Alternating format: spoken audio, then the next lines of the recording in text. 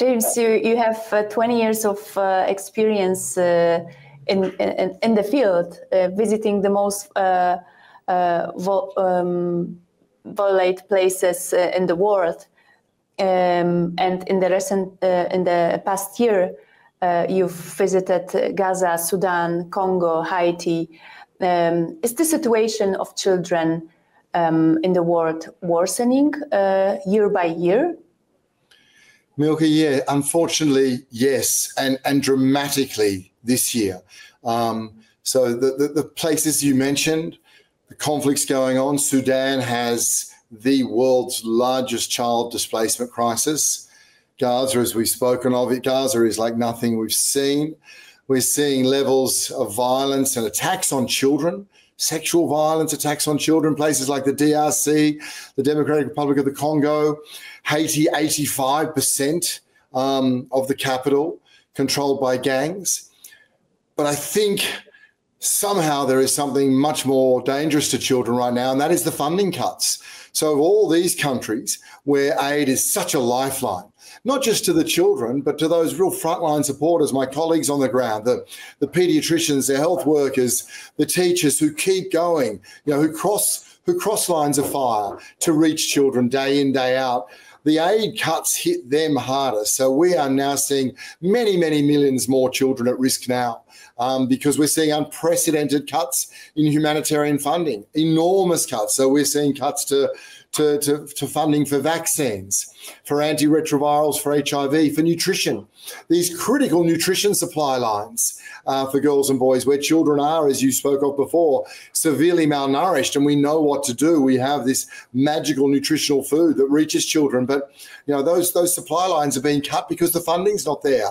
So at a time where girls and boys around the world, the most vulnerable, those children who simply need that little bit of assistance because of political and conflict that is politics and conflict that's worked against them, at that moment, the big donors are turning away, and that is a bigger risk as any that children have faced in the last, well, since the advent of the United Nations. So right now, yes, in places of crises, this is the most perilous time for many, many decades to be a little girl or a little boy. And is the only reason for that the situation is deteriorating? Because I have the impression that in conflicts we cross all the red lines. The level of violence is sometimes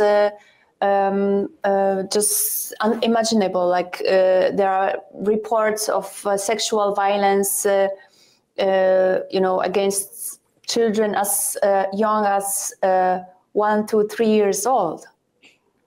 Yeah, Gaza has led into a really dangerous environment whereby international law is just being flouted, being ignored. So all these norms that actually mean something, principles that countries sign on to, which start with protecting the most vulnerable, protecting children, and they are being flouted, and we're seeing the response of that. So yes, it is that adds hugely to this idea when perpetrators are not being held accountable, when all of a sudden we have this new mantra of, instead of international humanitarian law and all these principles that the world works so hard to put together, where suddenly the new principle is that might is right.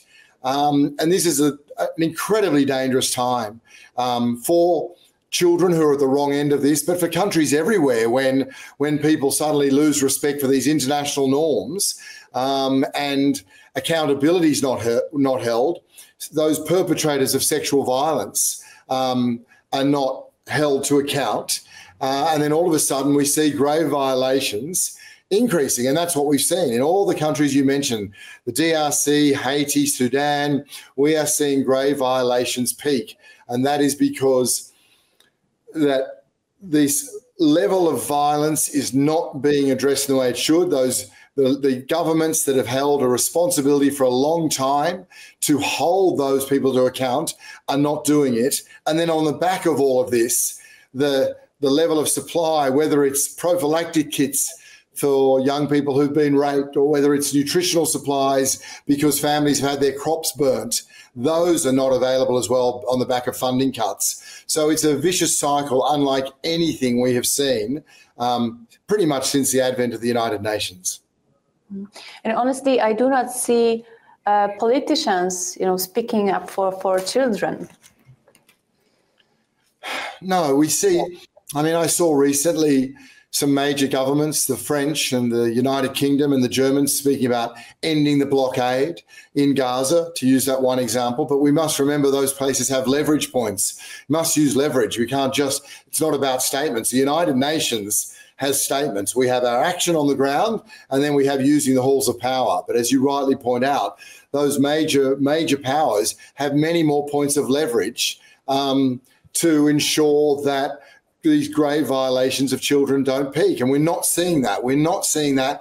And that is, we've heard it before, that is a stain on humanity, but it's also a cost that we're going to bear out. If this suddenly becomes the new norm, if suddenly breaking of child rights violations become acceptable, then that will be a very, very heavy price paid by future generations on top of what they're already paying for, which is we should be having long conversations about a climate crisis.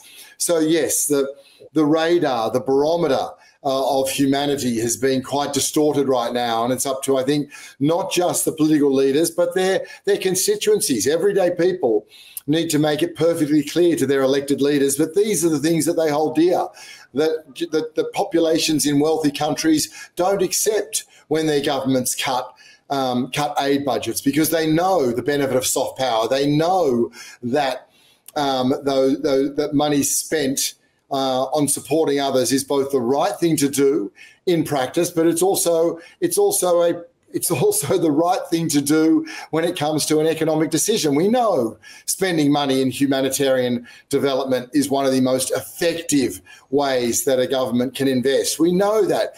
Rich governments know that.